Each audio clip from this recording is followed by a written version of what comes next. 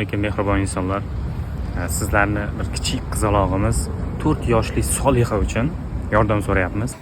Bular hozir Hindistonda shifoxonada ekan. Soliha og'ir kasallik bilan kurashyapti. Uning organizmi o'zi qon ishlab chiqara olmaydi.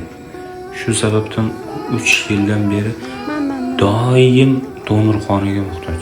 Doim har 10 kun, 15 kun shifoxonaga yotqizilib qon quyiladi.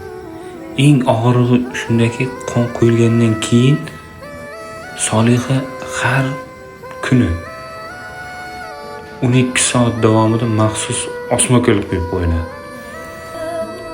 Bu esa Soliha uchun juda ruhan va jismonan zarba bo'ladi.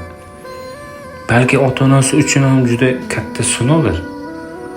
Ota-onasi imkon qadar kurashyapti, lekin davolashga kelganda, ya'ni xarajatga kelganda $30,000 og'irlik qilyapti. Sizdan kichkina yordam Soliha uchun imkoningiz bo'lsa ehson qiling. 1000 so'm, 2000 farqi yo'q. Agar imkoningiz bo'lmasa, shu videoni tarqalishiga yordam qiling. Mana karta raqamdan kiritdik. Shu karta raqamiga qo'ldan kelgancha onasiniki ham, adasininiki ham, kimniki bo'lsa ham qo'ldan kelgancha harakat qilib, shu Solihani saqlab qolishga harakat qilsak, inshaalloh Alloh bizga bundan da ziyoda qiladi. Qilgan ihsonimizdan ko'ra ziyoda qiladi.